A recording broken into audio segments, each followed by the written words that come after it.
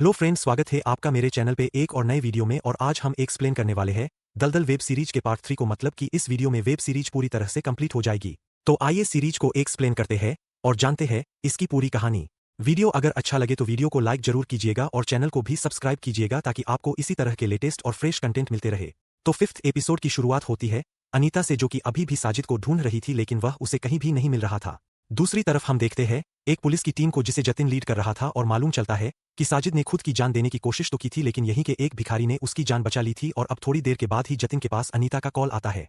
अनीता यह जतिन से कहती है कि क्या हम कॉफी पर मिल सकते हैं। जतिन को ऐसा लग रहा था कि जैसे अनीता भी उसमें इंटरेस्ट दिखा रही है, इसलिए जतिन हाँ कर देता है। अनीता को बहुत अच्छे से मालूम है कि अगर जतिन टच में रहा तो बहुत सारी खुफिया खबर उसे मिल सकती है। दूसरी तरफ हम देखते हैं साजिद को, जो कि हॉस्पिटल में था और यहीं पर रीटा भी थी। डॉक्टर ने बताया कि कम से कम 6 घंटे तो वह अभी कन्फेशन देने की हालत में नहीं रहेगा।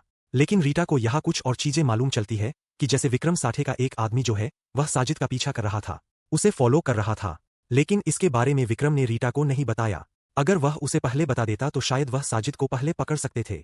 लेकिन विक्रम उसकी इन्वेस्टिगेशन में टांग अड़ा रहा है। यह देखकर रीटा को बिल्कुल अच्छा नहीं लगता। यह सारी चीजें हो जाने के बाद अब विक्रम जो है वो सीनियर ऑफिसर मतलब कि कमिश्नर सर के पास कॉल करता है और उसे यह सारी बातें बताता है। वो कहता है कि मेरी वजह से ही साजिद पकड़ाया है, लेकिन मुझे तो रीटा चिल्ला रही थी। मैं तो बस रीटा की मदद करना चाहता था, लेकिन मुझे ऐसा लगता है कि रीटा जो है वह खुद क्रेडिट लेना चाहती है।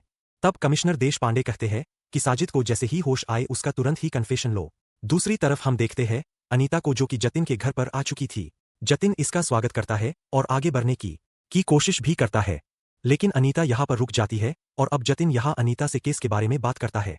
जतिन बताता है कि साजिद तो नाम आया ही है, साथ में एक और नाम बीच में आया है किसी अनंत नाम के आदमी का, वह भी साजिद के साथ मिला हुआ है। और तभी अनीता के पास एक खबर आती है जिसमें साजिद के बारे में बताया गया था कि साजिद पकड़ा जा चुका है। और यह खबर देखते ही अनीता यहाँ से जाने लगती है। तो अनीता यहाँ से डायरेक्ट अपने ऑफिस जाती है और वहां जाकर अपने साथियों से बात करती है कि हमें साजिद के बारे में खबर छापनी चाहिए। कि तभी यहाँ पर एक उनका कलीग आता है और वह बताता है कि किसी चंदू नायक ने यह सारी खबर पुलिस वालों को दी है। और अब कहानी जो है वह 2017 में शिफ्ट हो जाती, जहां हम देखते हैं अनीता को, जो कि चंदू नायक के पास गई थी क्योंकि साजिद ने खुद को सरेंडर कर दिया था। और यह बात अनीता को नहीं मालूम थी, इसलिए अनीता जो है वह चंदू नायक के पास गई थी। लेकिन चंदू नायक को यहाँ अनीता के बारे में सब कुछ मालूम है क्योंकि साजिद जो है वो उसके पास आया था और हाल ही में फर्नांडो का खून हुआ है। और जिस तरह से फर्नांडो को मारा गया है चंदू को बहुत अच्छे से मालूम है कि यह किसी अनाड़ी का काम है, क्योंकि साजिद जो है वो शार्प कटिंग करता है। यह काम तो जरूर अनीता ने ही किया है। यह बात चंदू को मालूम चल चुकी थी। अब कहानी प्रेजेंट में आती है, जहां रीटा के पास कमिश्नर सर का कॉल आता है और कमिश्नर सर यहाँ रीटा से कहते हैं कि तुम्हें केस से थोड़ी सी दूरियां बना लेनी चाहिए क्योंकि विक्रम इस पर काम कर रहा है। तुम्हें इतने छोटे मोटे केस पर काम नहीं करना चाहिए। तुम एक डायरेक्टर के पास जाओ जिनसे मैंने बात कर ली है, वह तुम्हारे साथ एक एड शूट करना चाहते हैं। अब ना चाहते हुए भी रीटा को उस बंदे के पास जाना पड़ता है और उसके साथ एड शूट करना पड़ता है। उसके साथ इंदु भी गई हुई थी। तो यहीं पर रीटा जो है वह इंदु से इस केस के बारे में बात करती है। रीटा यहाँ इंदु से कहती है कि मुझे ऐसा लगता है कि जो अनंत है ना वह कोई लड़का नहीं बल्कि लड़की है, क्योंकि जब फर्नांडो को मारा गया था तब साजिद ने बयान दिया था कि वो लड़की के साथ बहुत ही गलत करता था। और हाल ही में जो हेयर सैंपल मिला है वह किसी लड़की का नहीं बल्कि एक बिग का है।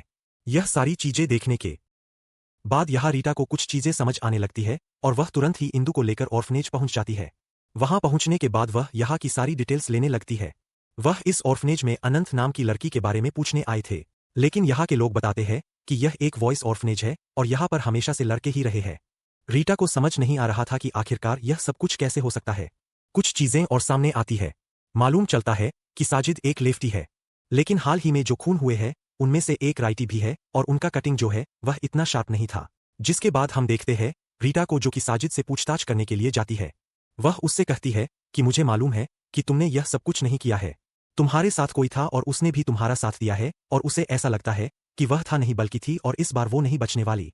रीटा ने तो यहाँ बस तुक्का लगाया था कि अनंत अब यहाँ पर नहीं बचने वाली, तो साजिद ने यहाँ कह दिया कि यह सब कुछ अकेले मैंने ही किया है, मेरे साथ कोई भी नहीं था, मैंने अकेले ही इन सबको मारा है। लेकिन रीटा बहुत अच्छे से जानती है कि साजिद के साथ कोई ना कोई तो था। और तभी रीटा के पास इंदु का कॉल आता है और वो उस बॉयज ऑर्फनेज के बारे में सारी खबर जो है वो रीटा को देती है। वो बताती है कि 2010 में अनंत नाम का एक लड़का यहाँ पर आया था, किसी लोलिता नाम की औरत ने उसे यहाँ पर छोड़कर गई थी। उसमें एक टेलीफोन नंबर भी है, लेकिन यह टेलीफोन नंबर किसी पुलिस वाले का है और वह पुलिस वाला दरअसल में मुंबई का एनकाउंटर स्पेशलिस्ट जय आचार्य का है। जय आचार्य के बारे में सभी लोग जानते हैं, उनके ऊपर से तो एक फिल्म ही बनने वाली थी, लेकिन जय के ऊपर कोर्ट केस हो जाने की वजह से उन्हें यह फिल्म बंद करनी पड़ी। लेकिन रीटा ने यहाँ जय के बारे में सारी इन्फॉर्मेशन निकाल ली थी। अगले सीन में हम देखते हैं अनीता को, जो कि रात को चंदू नायक के घर पर जाती है।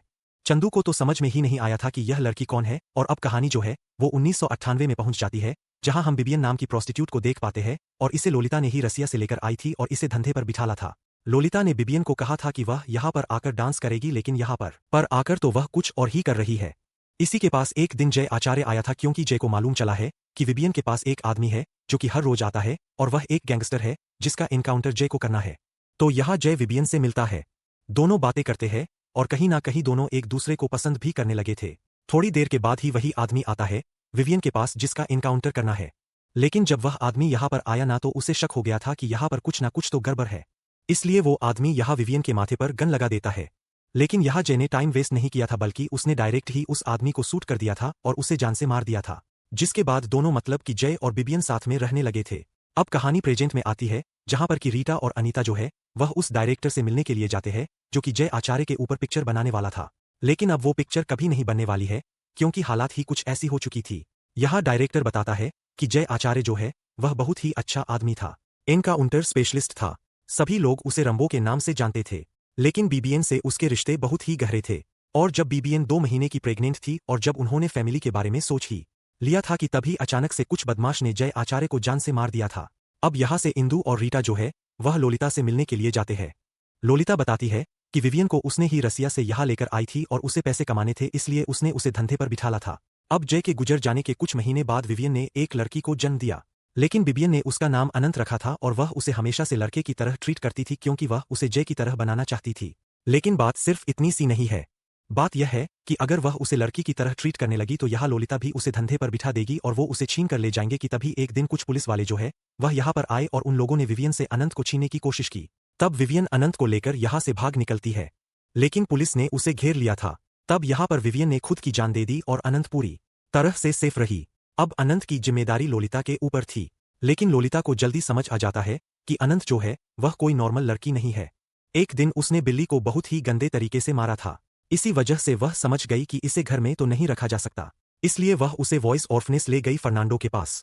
लोलिता को बहुत अच्छे से मालूम था कि फर्नांडो कैसा आदमी है, लेकिन लोलिता को तो बस अनंत से छुटकारा चाहिए था। लेकिन आज लोलिता की हालत ऐसी है कि वह जान की भीख मांग रही है, लेकिन उसकी जान नहीं जा रही है। और अब अगले सीन में हम देखते हैं कि रीटा जो है वह चंदू नायक के पास जाती है, क्योंकि किसी ने चंदू नायक को बहुत ही गंदे तरीके से मारा है, उसी पैटर्न में जिस तरह से हाल ही के कुछ मर्डर्स हुए हैं। यह सारी चीजें देखने के बाद रीटा समझ जाती है कि यह सिर्फ साजिद अकेले का काम तो नहीं है, साजिद के साथ कोई और भी था जो कि उसकी मदद कर रहा था, और बाहर रहकर अभी भी वह यह काम कर रहा है। अब आगे हम देखते हैं कामत को, जिसने एक बार फिर से पैडलर डॉक्टर को पकड़ लिया था। डॉक्टर उसकी कस्टडी में था और यह डॉक्टर हमेशा से कामत को बता रहा था कि उसने पहले भी बयान दे चुका है और अभी भी बता रहा है, लेकिन कामत इस बार उसके साथ जोर जबरदस्ती करता है, उंगलियां तोड़ने की बात कर रहा था, इसलिए यहाँ पर डॉक्टर को अब कामत को सब कुछ बताना पड़ा। अगले सीन में हम देखते हैं कमिश्नर सर अपने पास विक्रम साठे को बुलाते हैं और उससे कहते हैं कि हमेशा से मुझे ऐसा लगता है कि साजिद ही इसके पीछे था, लेकिन रीटा सही बोल रही थी, इसके पीछे कोई और भी है जो कि खुला घूम रहा है, क्योंकि हाल ही में चंदू नायक को उसने मारा है। तो अब विक्रम साठे जो है वह साजिद के पास जाता है और उसके साथी का नाम उगलवाने की कोशिश करता है। यहाँ पर विक्रम साठे उसे लालच भी दे रहा था कि अपने साथी का नाम बता दे, बदले में मैं तुझे 1 साल का स्टॉक दूंगा। इंजेक्शन दिखाते हुए भी वह उसे लालच दे रहा था, लेकिन साजिद उसकी बात नहीं मान रहा था और ना ही वह उसे कुछ बता रहा था। कि तभी विक्रम के पास कामत का कॉल आता है और वो उसे बताते हैं कि मेरे पास एक बहुत ही अच्छी ब्रेकिंग न्यूज है। उनके पास डॉक्टर था जिसने सब कुछ बता दिया था। डॉक्टर ने बता दिया था कि उस रात बीच में जो सीसीटीवी फुटेज सामने आया था उसके साथ जो हुडी में कोई आदमी बैठा हुआ था, दरअसल में वो डीएसपी मैडम रीटा थी। यह सारी खबर सुनने के बाद तो विक्रम खुश हो जाता है। दूसरी तरफ हम देखते हैं अनीता को, जो कि एक आर्टिकल लिखती है और यह आर्टिकल रीटा फरेरा के ऊपर था। पिलाड़ी में जो दादा भाई को मारा गया था यह उससे रिलेटेड था। बताया गया है कि नैना को बचाया जा सकता था क्योंकि दादा भाई ने सरेंडर कर दिया था, लेकिन रीटा फरेरा को हीरो बनना था, इसी वजह से यह सारा काम बिगड़ गया। यह सारा आर्टिकल यहाँ पर अनीता ने लिखा था और वो इसे पब्लिश भी करना चाहती है, लेकिन न्यूज वाले कहते हैं कि हमें एक सोर्स का नाम भी डालना पड़ेगा, जब तक सोर्स का नाम नहीं डालेंगे तब तक हम इस आर्टिकल को पब्लिश नहीं कर पाएंगे। तब यहाँ पर अनीता ने सोर्स में जतिन का नाम डाल दिया और इस आर्टिकल को पब्लिश कर दिया। जब यह सारा आर्टिकल यहाँ पर विक्रम साठे ने पढ़ा तो वह तो और भी ज्यादा खुश हो जाता है, क्योंकि अब तो ऐसा लग रहा है कि अगला डीएसपी विक्रम साठे ही बनेगा।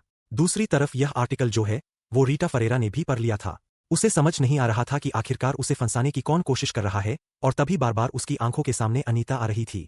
उसे समझ आ गया था कि इन सबके पीछे अनीता ही है, क्योंकि उसने उसका नाम पढ़ा अनीता आचार्य। अनंत से नाम अनीता मिलता जुलता था और आचार्य मतलब कि जय आचार्य की बेटी है, और अनीता जो है वह युक्ति सदन गई थी ताकि वह वहां बच्चों को भड़का सके जिसमें वह कामयाब रही थी। अब यह सारी इन्फॉर्मेशन जब रीटा फरेरा को मालूम चल जाती है तो रीटा तुरंत ही कमिश्नर देशपांडे के पास जाती है। उन्हें यह सारी बातें बताती है और कहती है कि अनीता के घर की छानबीन के लिए मुझे वारंट चाहिए। लेकिन कमिश्नर देशपांडे बताते हैं कि हाल ही में जो आर्टिकल पब्लिश हुआ है उसे देखते हुए ऐसा लग रहा है कि तुम दोषी हो और अनीता ने इस आर्टिकल को इशू किया है। अगर मैंने वारंट इशू कर दिया तो सभी को ऐसा लगेगा कि तुम अपनी पर्सनल रंजिशें निकाल रही हो, और तभी यहाँ रीटा फरेरा के पास एक और वीडियो आता है। इस वीडियो में डॉक्टर के साथ जो शख्स बैठा हुआ था उसका फेस रिवील हो जाता है, और वो कोई और नहीं बल्कि रीटा फरेरा थी। ये सारी न्यूज देखने के बाद रीटा समझ जाती है कि अब वारंट छोड़ो, सस्पेंड की कर लो। तभी रीटा के सामने रीटा की माँ आती है जो कि उसे दिखाई दे रही थी, और तभी कहानी फ्लैशबैक में चली जाती है जब रीटा की माँ एक दिन काम से जल्दी घर वापस आ गई थी और रीटा की माँ ने देखा कि रीटा तो डांस कर रही है, सिंगिंग कर रही है, बिल्कुल अपने पिता की तरह। यह देखकर रीटा की माँ को बहुत बुरा लगा और उन्हें हद से ज्यादा गुस्सा आ रहा था। वह रीटा को बहुत सारी बातें सुनाती है और फिर वह उन्हें किचन में ले जाती है। किचन में ले जाने के बाद रीटा की माँ यहाँ पर गैस सिलेंडर की सारी गैस निकाल देती है और यहाँ वो दोनों को खत्म करना चाहती थी। रीटा बहुत ज्यादा डरी हुई थी। कहानी प्रेजेंट में आ जाती है जहाँ रीटा फरेरा को अब कुछ भी समझ नहीं आ रहा था कि अब करना क्या है। अनीता का नाम सामने आ चुका है, इसके बावजूद वह उसका कुछ भी नहीं बिगाड़ सकती है। दूसरी तरफ अनीता जो है वह अपने काका से बात करती है। वो कहती है कि साजिद जल्द ही यहाँ पर आ जाएगा, कुछ आखिरी बार कुछ चाहिए हो तो बता दो क्योंकि इसके बाद तो तुम्हारा मरना एकदम तय है। दूसरी तरफ हम देखते हैं जतिन को, जिसकी सुट्टी पुट्टी गुल थी क्योंकि सोर्स में उसका नाम डल गया था।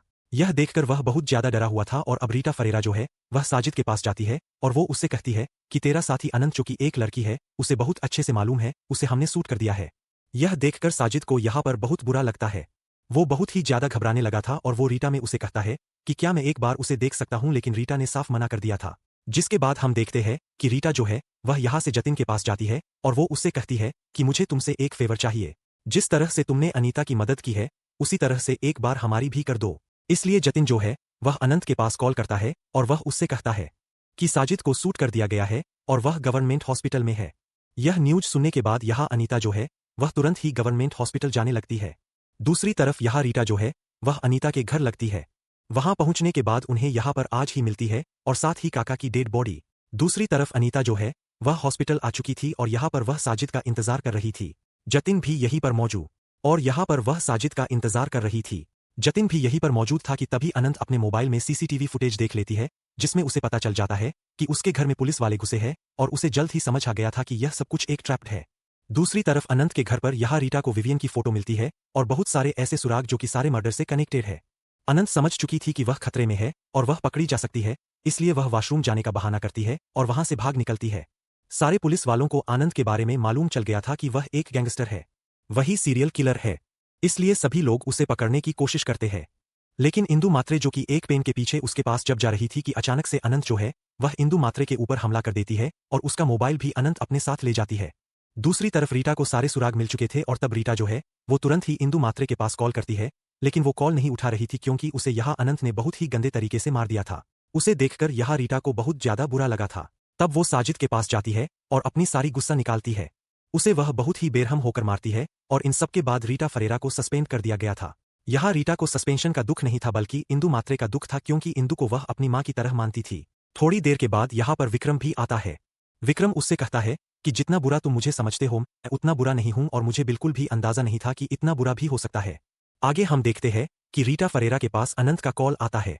अनंत वहां युक्ति सजन पहुंच चुकी थी और वहां उसने सारे बच्चों को किडनैप कर लिया था और यहाँ उसने कुछ लोगों को मार भी दिया था। और अब वो यहाँ रीटा फरेरा से कहती है कि अगर तू साजिद को लेकर यहाँ पर नहीं पहुंची अगले 1 घंटे में तो वह यहाँ के हर एक शख्स को मार देगी। वैसे भी वादा तोड़ने की तो तेरी आदत है। जिन बच्चियों से तूने वादा किया था कि तू उन्हें उनकी मम्मियों से मिलवाएगी, लेकिन तूने वह वादा भी तोड़ा था। अब अगर यह वादा अगर तूने तोड़ा तो इन सब की जान जाना तो एकदम तय है। यहाँ हम देखते हैं कि अनंत जो है वह अपने विकराल रूप में थी और तब रीटा जो है वह देशपांडे कमिश्नर के पास कॉल करती है और उन्हें यह सारी बातें बताती है। कमिश्नर सर कहते हैं कि इतना सब कुछ वो नहीं कर सकते, अगर उन्होंने यह सब कुछ किया तो मिनिस्ट्री की तरफ से बहुत ज्यादा प्रेशर आ सकता है। लेकिन अनंत जो है वो बहुत ही ज्यादा खतरनाक है, वो सबको आराम से मार सकती है। पर कमिश्नर तेजपांडे ने यहाँ पर उसे आर्डर दे दिए थे और साजिद अब यहाँ पर रीटा के साथ था। अनंत ने कहा है कि वो अकेले आए। अगर वह किसी के साथ आई या फिर कोई पुलिस की गाड़ी उसे आसपास भी नजर आई तो वह सबको मार देगी। तब रीटा को साजिद के साथ अकेले ही जाना पड़ता है और वह उसे अनंत के हवाले छोड़ देती है। बाद में अनंत साजिद से कहती है कि जो हथकड़ियां तेरे लगी है, अब यह हथकड़ियां तू रीटा को पहना। अनंत के इरादे बिल्कुल भी ठीक नहीं लग रहे हैं। वो तो यहाँ पर सबको मारना चाहती है, लेकिन साजिद यहाँ उसका साथ नहीं दे रहा था। वो उसे समझाने की कोशिश करता है कि हम दोनों यहाँ से भाग जाएंगे, बस इन लोगों को छोड़ दो। लेकिन अनंत जो है वह सभी को मारना चाहती है और रीटा को तो बहुत ही बुरी मौत देना चाहती है। लेकिन रीटा यहाँ उसके सामने मुस्कुराती है। यह देखकर अनंत को समझ नहीं आ रहा था कि आखिरकार वो मुस्कुरा क्यों रही है। तो रीटा उससे कहती है, तू कुछ भी कर ले, साजिद तेरा साथ नहीं देने वाला, क्योंकि साजिद ने मुझे तुम दोनों के बारे में सब कुछ बता दिया है। यह सुनकर अनंत को बहुत ज्यादा गुस्सा आ रहा था। और तभी हम देखते हैं कि उन सारी बच्चियों की मां जो है वह रोड पर खड़ी हुई थी। यह देखकर अनंत को बहुत गुस्सा आता है और तभी साजिद ने यहाँ रीटा की हथकड़ियां खोल दी थी और अब इन दोनों के बीच में जमकर फाइट होती है। अनंत तो यहाँ खूंखार अंदाज में फरेरा के ऊपर टूट पड़ती है, पर साजिद उसे रोकता है और उसे समझाने की कोशिश करता है कि हमें यहाँ से निकलना चाहिए, लेकिन अनंत नहीं मानती। तब साजिद अपने ही हाथों से अपने गले में चाकू का वार कर लेता है और खुद की जान दे देता है। यह देखकर आंत को बहुत गुस्सा आता है और जब उसे पता चला कि सारे बच्चे जो है वह यहाँ से भाग चुके हैं तो अब उसे और भी ज्यादा गुस्सा आ रहा था। अब यहाँ रीटा अपने फ्लैशबैक का सीन याद करती है जो पहले हो चुका है, वह अभी भी हो रहा था। अनंत ने सारे गैस सिलेंडर की गैस को निकाल दी थी, जिस तरह से रीटा की मां ने निकाला था, और यहाँ पर ब्लास्ट हो गया था। लेकिन तब भी रीटा बच गई थी और अभी भी रीटा बच जाती है, पर रीटा की मां मारी गई थी और यहाँ भी अनंत का बहुत ही बुरा हाल था। वो बहुत ही ज्यादा जख्मी हालत थी, लेकिन फिर भी वह बच गई थी। जिसके बाद 1 महीने बाद का सीन दिखाया जाता है, जहां पर कि हम देखते हैं रीटा फरेरा को जो कि अपने घर जाती है, जहां पर कि जो ब्लास्ट हुआ था। वहां पहुंचने के बाद वह अपने फ्लैशबैक के बहुत सारे सीन को याद करती है और याद करती है कि किस तरह से वह अपनी मां के साथ यहां पर रहा करती थी। और तभी रीटा के पास आदित्य का कॉल आता है और वह सब कुछ ठीक करना चाहता है, और इसी के साथ यह वेब सीरीज यहीं पर समाप्त होती है। उम्मीद करता हूं दोस्तों आपको यह वीडियो पसंद आई होगी। वीडियो पसंद आई हो तो वीडियो को लाइक जरूर कीजिएगा और चैनल को भी सब्सक्राइब कीजिएगा ताकि आपको इसी तरह के लेटेस्ट और फ्रेश कंटेंट मिलते रहे। मिलते हैं एक और कमाल की वीडियो के साथ, तब तक के लिए आप हमारे चैनल के साथ बने रहिए। धन्यवाद।